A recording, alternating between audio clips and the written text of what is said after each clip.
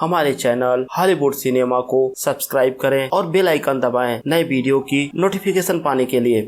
दोस्तों नमस्कार, आज मैं बात करने वाला हूं एक तेलुगु क्राइम थ्रिलर मूवी के बारे में, जिसमें हम एक सीरियल किलर को देखेंगे जो उस गांव की लड़कियों का अपहरण करता है और फिर उनके साथ गलत काम करके उन्हें मार देता है उनकी शादी की फर्स्ट नाइट को। तो दोस्तों ये मूवी काफी अच्छी है और मुझे पूरा यकीन है कि आपको ये वीडियो भी काफी पसंद आएगा। अगर हम मूवी की IMDb रेटिंग देखें तो वो है 5.4 आउट ऑफ 10। मूवी की शुरुआत में हमें एक औरत को दिखाया जाता है जो पूरी तरह से कीचड़ से लिपटी हुई थी और उसके हाथ में एक आदमी का कटा हुआ सर होता है। वो औरत उस कटे हुए सर को अपने हाथ में लेकर सीधा पुलिस स्टेशन जाती है। उसकी हालत को देखकर पुलिस वाले शॉक रह जाते हैं और वो औरत कटा हुआ सिर इंस्पेक्टर के टेबल पर रख देती है और फिर वो औरत उनको बताती है उस आदमी के शरीर का बाकी हिस्सा कहाँ है जिसका उसने अभी मर्डर किया है। हम देखते हैं पुलिस वालों को वो डेड बॉडी एक कुएं में मिलती है और वहीं हमें एक IPS ऑफिसर अनुदीप के दिखाया जाता है। और अब कहानी शिफ्ट होकर 3 महीने पहले चली जाती है और हम देखते हैं जब अनुदीप IPS में सेलेक्ट हुआ था तो उसको 3 महीने की ट्रेनिंग के लिए ओडेला गांव भेजा जाता है और अनुदीप ये सारी बातें अपनी गर्लफ्रेंड को बताता है। अब सीन शिफ्ट होकर ओडेला गांव पर आ जाता है और हम राधा नाम की एक औरत को देखते हैं जो अपने पति तिरुपति की झाड़ू से पिटाई कर रही होती है और बोलती है कि हर रात शराब पीकर आता है। और वही हमें राधा की पड़ोसन माधवी को दिखाया जाता है जिसकी आज रात शादी है। अब सीन शिफ्ट होता है और हम रात में देखते हैं गांव के कुछ लड़के बैठकर शराब पी रहे होते हैं। तो उनमें से एक लड़का बोलता है माधवी से मैं प्यार करता हूं और उसकी शादी मेरे साथ ही होनी चाहिए। तो उसके साथ में शराब पी रहे दूसरे लड़के बोलते हैं तुम्हें जो भी करना है आज रात ही करना होगा। अब सीन शिफ्ट होता है और हम देखते हैं दूसरे दिन गांव वालों को माधवी की डेड बॉडी गांव के बाहर मिलती है। अब हम देखते हैं ऑफिसर अनुदीप अपने सीनियर्स के साथ में क्राइम सीन पर पहुंचता है और वहां के हर एविडेंस को कलेक्ट करता है। वो देखता है वहां किसी के जूते के निशान जो कि डेड बॉडी के पास में ही थे और वहीं डेड बॉडी को देखकर ऐसा लग रहा था कि माधवी के साथ मरने से पहले कुछ गलत काम किया गया था। जब अनुदीप माधवी के हस्बैंड से पूछताछ करता है तो बताता है कि एंगेजमेंट के दिन इसी गांव का एक लड़का उसके घर आया था और उसने चेतावनी दी थी कि वो माधवी के साथ कुछ गलत करेगा। अब हम देखते हैं पुलिस वाले उस लड़के को अरेस्ट करते हैं और उसकी पिटाई करते हैं, लेकिन वो लड़का बोलता है उसने माधवी का मर्डर नहीं किया। लेकिन जब पुलिस वाले उसे टॉर्चर करते हैं तो लड़का कबूल कर लेता है कि माधवी का रेप और मर्डर उसने ही किया है। लेकिन अनुदीप वहाँ के इंस्पेक्टर से बोलता है कि इस लड़के ने मर्डर नहीं किया है क्योंकि पोस्टमार्टम रिपोर्ट के हिसाब से जिसने मर्डर किया था वो राइट हैंडी है लेकिन ये लड़का लेफ्ट हैंडी है। और दूसरी बात इसके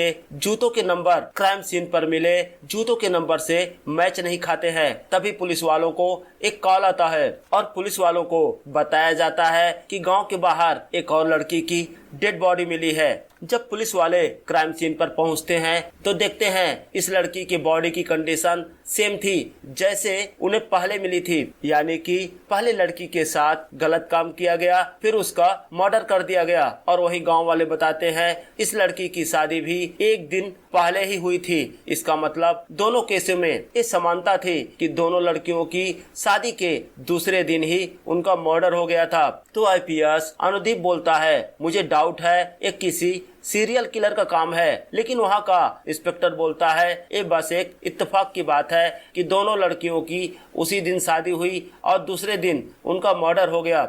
अब हम देखते हैं रात में अनुदीप दिन में हुई सारी घटनाओं को अपनी गर्लफ्रेंड के साथ शेयर कर रहा होता है। तभी उसे कुछ याद आता है। वो दोबारा क्राइम सीन पर जाता है तो उसे वहाँ एक मोबाइल फोन मिलता है। ये मोबाइल फोन उसी लड़की का था जिसका वहाँ पर मर्डर हुआ था। जब अनुदीप चेक करता है तो देखता है मोबाइल फोन स्विच ऑफ था। वो अपने पुलिस स्टेशन जाता है और मोबाइल को चार्ज करके उसे ऑन करता है तो उसे उस मोबाइल के अंदर एक वीडियो क्लिप मिलता है। उस क्लिप के अंदर किसी का चेहरा तो नहीं दिखता, लेकिन जिस लड़की का मर्डर हुआ और किलर की बातें उसमें रिकॉर्ड हो गई थी। अब सीन शिफ्ट होकर पास्ट में चला जाता है और हम देखते हैं जब वो किलर उस लड़की को उठाकर गांव से बाहर ले जाता है तो सबसे पहले उससे पूछता है कि फर्स्ट नाइट को उसने अपने हस्बैंड से क्या बातें की। उसके बाद वो किलर उस लड़की के साथ गलत काम करता है और फिर उसे मार देता है। अब दूसरे दिन पुलिस वाले गांव के लोगों को वो वीडियो क्लिप दिखाते हैं और उनसे पूछते हैं अगर वो पहचान पाए कि ये आवाज किसकी है तो किलर आसानी से पकड़ा जाएगा। हम देखते हैं गांव के एक लड़के को पुलिस वाले पकड़ कर लाते हैं, लेकिन जब उसकी वॉइस मैच करते हैं तो वॉइस किलर की वॉइस से मैच नहीं करता तो पुलिस वाले उसे जाने देते हैं। अब अनुदीप वहाँ के सीनियर इंस्पेक्टर से बोलता है कि हमें डीएनए टेस्ट करना चाहिए, डीएनए टेस्ट के द्वारा हम किलर को पकड़ सकते हैं। तो इंस्पेक्टर बोलता है तुम पूरे गांव का डीएनए टेस्ट कराओगे क्या? तो अनुदीप बोलता है नहीं, हम उसे फिल्टर कर सकते हैं। जैसा कि पोस्टमार्टम रिपोर्ट में आया था कि किलर की उम्र 25 से 30 होगी और क्राइम सीन पर मिले जूतों के निशान से हमें पता चलता है कि किलर के जूते का नंबर 10 है। तो इस आधार पर हम गांव के लोगों का नाम फिल्टर करके उनसे पूछताछ कर सकते हैं और फिर उनका डीएनए टेस्ट करवा सकते हैं। तभी हम देखते हैं गांव का सरपंच अपनी लड़की की शादी का कार्ड लेकर पुलिस स्टेशन आता है। तो अनुदीप उससे बोलता है आपको अभी शादी नहीं करनी चाहिए, जैसा गांव का माहौल है। तो सरपंच बोलता है मेरी लड़की गांव की आम लड़कियों से अलग है, किसी की इतनी हिम्मत नहीं जो मेरी लड़की को टच भी कर सके। अब हम देखते हैं सरपंच की लड़की की शादी के दिन पुलिस का पूरा बंदोबस्त होता है और शादी के बाद भी 2 पुलिस वाले पूरी रात सरपंच के घर के बाहर रखवाली करते हैं कि अगर किलर उन्हें कहीं दिखे तो पकड़ सके। अब पूरी रात बीत जाती है और सरपंच की लड़की सेफ रहती है। हम देखते हैं सुबह वो अपनी एक फ्रेंड को रेलवे स्टेशन छोड़ने के लिए जाती है तो दोनों पुलिस वाले उसके पीछे जाते हैं और स्टेशन के पास की दुकान पर खड़े होकर चाय पीने लगते हैं और तभी एक ट्रेन वहां से गुजरती है और हम देखते हैं जैसे ही ट्रेन वहां से निकल जाती है पुलिस वाले देखते हैं सरपंच की लड़की वहां से गायब थी और उसकी दोस्त वहां पर बेहोश पड़ी थी। अब वो दोनों इंस्पेक्टर अनुदीप को कॉल करते हैं और उसे बताते हैं कि सरपंच की लड़की गायब हो गई है। तो अनुदीप बोलता है कि तुम लोग चारों तरफ उस लड़की को ढूंढो और मैं पुलिस फोर्स लेकर वहां पहुंचता हूं। और इधर हम देखते हैं किलर उस लड़की को लेकर मक्के के खेत में चला जाता है। किलर अपने चेहरे पर काले कलर का कंबल ओढ़े रहता है, लेकिन लड़की उसे पहचान लेती है तो इसका मतलब किलर उसी गांव का था। लेकिन किलर को इन सब बातों का कोई फर्क नहीं पड़ता, वो उस लड़की को पहले मारता पीटता है। और वहीं दूसरी तरफ हम देखते हैं पुलिस वाले चारों तरफ मक्के के खेत में इधर उधर ढूंढते हैं। अब इंस्पेक्टर अनुदीप भी अपनी टीम को लेकर वहां पहुंच चुका था, लेकिन इससे पहले पुलिस वाले किलर तक पहुंचते किलर उस लड़की को मार देता है। लेकिन तभी वहां 2 कांस्टेबल आ जाते हैं तो किलर उन पर पत्थर से वार करके वहां से भागता है। अनुदीप उसका पीछा करता है, लेकिन किलर मक्के के खेत में इधर उधर भागते हुए आगे बढ़ता है तो अनुदीप पास में पड़ा हुआ पत्थर चलाकर उसे मारता है। पत्थर उस किलर के सर पे लगता है और किलर वहीं गिर जाता है। इसके बाद अनुदीप उसे अरेस्ट कर लेता है। हम देखते हैं एक किलर उसी गांव का रहने वाला चंदू होता है, लेकिन चंदू बार बार पुलिस वालों को बोलता है उसने किसी का मर्डर नहीं किया, वो तो वहां पर पंप चोरी करने गया था। और जैसे ही ये बात सरपंच को पता चलती है कि किलर पकड़ा गया, वो पुलिस स्टेशन आता है और वहाँ के इंस्पेक्टर को 1 लाख रुपए देता है और बोलता है चंदू को उसके हवाले कर दिया जाए क्योंकि चंदू उसकी बेटी का किलर है। तो इंस्पेक्टर 1 लाख रुपए लेकर चंदू को सरपंच के हवाले कर देता है। जब ये बात आईपीएस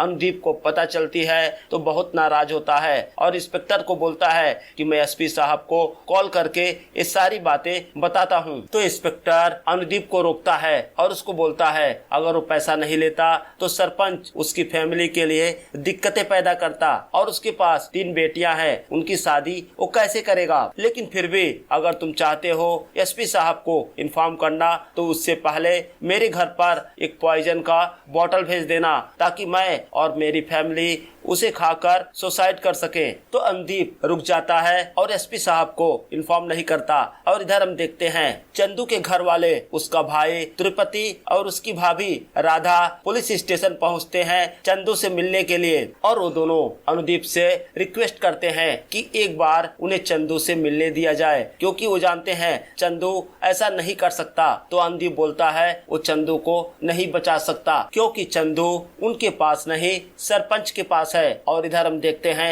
सरपंच चंदू को टॉर्चर करता है। अब राधा और तिरुपति सरपंच से मिलते हैं और उससे बोलते हैं कि चंदू वहाँ सिर्फ एक पंप चुराने गया था, लेकिन सरपंच बोलता है मैं चंदू को छोड़ूंगा नहीं, उसने मेरी बेटी को तड़पा तड़पा कर मारा है, मैं उसे भी उसी तरह तड़पा कर मारूंगा। अभी वो जिंदा है लेकिन उसकी मौत दर्दनाक होगी। अब सीन शिफ्ट होता है और हम देखते हैं पुलिस वालों को अगले दिन एक और लड़की की डेड बॉडी गांव के बाहर खेतों में मिलती है। तो अनुदीप सरपंच को कॉल करके उसको बताता है कि चंदू वो किलर नहीं है, वो गलत जगह पर गलत समय पर पकड़ा गया, इसलिए हम उसे किलर समझ बैठे, क्योंकि आज एक और डेड बॉडी हमें मिली है, तो इसका मतलब किलर कोई और ही है। तो सरपंच सबसे पहले चंदू का इलाज कराता है और फिर उसे उसके घर छोड़ कर आता है और साथ ही वो चंदू की भाभी और उसके भाई से माफी भी मांगता है। अब हम देखते हैं रात में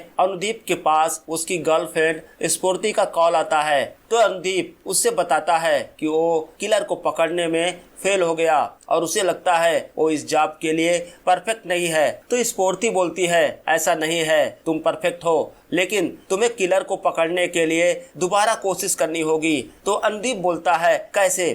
तो स्फूर्ति बोलती है क्यों ना हम दोनों उस गांव में शादी रचाएं, तो किलर मुझे मारने के लिए मेरे पीछे आएगा और मौका पाकर तुम किलर को पकड़ सकते हो। तो अनुदीप बोलता है ये सही तरीका नहीं है, इसमें बहुत खतरा है और मैं ऐसा नहीं कर सकता। लेकिन स्फूर्ति के बार बार कहने पर अनुदीप एग्री हो जाता है। और हम देखते हैं अगले दिन टीवी पर अनुदीप सबको बताता है कि मैं इस गांव में शादी करने वाला हूं और किलर को चैलेंज करता हूं कि वो मेरी वाइफ को मारने के लिए उसके पीछे आए। अब हम देखते हैं स्फूर्ति अगले दिन ओडेला गांव में आती है और मंदिर में जाकर अनुदीप और स्फूर्ति दोनों शादी कर लेते हैं। और हम देखते हैं जैसे ही अनुदीप अपनी वाइफ को लेकर अपने घर पहुंचता है तो उसके दरवाजे में एक नोट चिपका होता है जिस पे लिखा होता है शादी की मुबारकबाद, तुम्हारी वाइफ 5वां नंबर होगी। इसका मतलब किलर अनुदीप को भी चैलेंज कर रहा था। खैर अनुदीप भी यही चाहता था कि किलर उसके पीछे आए ताकि वो किलर को पकड़ सके। अब हम देखते हैं रात में अनुदीप काफी सतर्क होता है और वहीं दूसरी तरफ हम राधा को देखते हैं जो घर पर सो रही होती है, लेकिन तभी एक बॉक्स के गिरने की आवाज आती है। वो उठकर बॉक्स को देखती है तो देखती है बॉक्स के अंदर कुछ औरतों के कपड़े और साथ में कुछ गहने होते हैं। वो गहने बिल्कुल नए होते हैं। उनको देखकर उसे डाउट होता है। वो बाहर जाकर देखती है तो देखती है उसका पति तिरुपति अभी सो रहा होता है। तो राधा सुबह का इंतजार नहीं करती है, वो रात में ही वो गहने लेकर उन लोगों के घर पर जाती है जिनके घर के लड़कियों का मर्डर हुआ था। उन्हें वो गहने दिखाती है। वो लोग उन गहनों को पहचान लेते हैं कि वो गहने उनकी लड़कियों के हैं। अब राधा का डाउट क्लियर हो जाता है कि उसका पति तिरुपति ही वो सीरियल किलर है जो गांव की लड़कियों का मर्डर कर रहा है। अब हम देखते हैं सुबह हो जाती है और तिरुपति अनुदीप के घर जाता है और उससे बोलता है कि सर बहुत सारे गंदे कपड़े घर पर हो गए हैं, मैं उन्हें धोने के लिए ले जा रहा हूं और कल वापस कर दूंगा। और इधर हम देखते हैं अब राधा अपने घर वापस जाती है तो देखती है तिरुपति घर से गायब होता है। वो अनुदीप को कॉल करती है लेकिन तब तक तिरुपति वहां से निकल चुका था। अब राधा अनुदीप को बताती है कि वो किलर कोई और नहीं उसका पति तिरुपति है। अनुदीप जब घर के अंदर जाकर देखता है तो देखता है उसकी वाइफ वहां से गायब थी। और अब सीन फ्लैशबैक में चला जाता है। हम देखते हैं जब तिरुपति अनुदीप के घर जाता है तो उसकी वाइफ को बेहोश करके उसी कपड़े के गट्ठर में बांधकर साइकिल पर रखकर वहां से निकल जाता है। अब सीन प्रेजेंट टाइम में आ जाता है। हम देखते हैं त्रिपति उस गट्ठर को लेकर खेतों की तरफ जा रहा होता है और इधर राधा त्रिपति के कपड़े अपने कुत्ते को सुंघाती है और कुत्ते को छोड़ देती है और उसका पीछा करते हुए खेतों में आ जाती है। वो कुत्ता खेतों में बने एक कुएं के पास जाकर रुक जाता है। जब राधा कुएं के अंदर झांकती है तो देखती है त्रिपति स्फूर्ति के साथ कुएं के अंदर होता है। तो राधा त्रिपति को रोकती है और बोलती है कि वो गलत ना करे। तो त्रिपति कुएं से बाहर आता है और राधा को बोलता है कि आज मैं अगर सीरियल किलर बना तो तुम्हारी वजह से। अब सीन पास्ट में चला जाता है। हम देखते हैं जब राधा और त्रिपति की शादी हुई तो फर्स्ट नाइट पर राधा त्रिपति को बोलती है कि वो उसे पसंद नहीं करती, वो केवल अपने माँ बाप के दबाव में आकर ये शादी की है। और हम देखते हैं बाद में भी राधा का व्यवहार त्रिपति के लिए अच्छा नहीं होता और इसी वजह से त्रिपति एक सीरियल किलर बन जाता है। वो गांव की लड़कियों को उसकी शादी की फर्स्ट नाइट के बाद ही किडनैप करके उनका रेप करके उन्हें मार देता है। अब जब राधा त्रिपति को रोकने की कोशिश करती है तो त्रिपति एक डंडा उठाता है और राधा के सर पर मारता है। राधा वहीं खेत के कीचड़ में गिर जाती है। अब त्रिपति कुएं के अंदर जाता है और स्फूर्ति के साथ जबरदस्ती करने लगता है। अब राधा उठती है, अब पास में पड़ा एक फावड़ा लेकर कुएं में कूद जाती है और त्रिपति के सर पर एक ही वार करती है। त्रिपति का सर कटकर अलग हो जाता है। अब राधा अपनी साड़ी निकाल कर स्फूर्ति को ढक देती है और त्रिपति का कटा हुआ सिर लेकर सीधा पुलिस स्टेशन पहुंचती है। दोस्तों, ये वही सीन है जो हमें मूवी के शुरुआत में दिखाया गया था। अब सीन शिफ्ट होता है। हम देखते हैं अनुदीप अपने 3 महीने की ट्रेनिंग पूरी करके अब ओडेरा से जा रहा होता है और वहीं दूसरी तरफ राधा को उसके पति के मर्डर के इल्जाम में सजा हो जाती है। और इसी के साथ ये मूवी यहीं पर समाप्त हो जाती है। तो दोस्तों, कमेंट सेक्शन में हमें जरूर बताएं आपको ये वीडियो कैसा लगा और अगर अभी तक आपने मेरे चैनल को सब्सक्राइब नहीं किया है तो प्लीज़ सब्सक्राइब करें। अब मिलते हैं अगले वीडियो में, तब तक के लिए जय हिंद दोस्तों।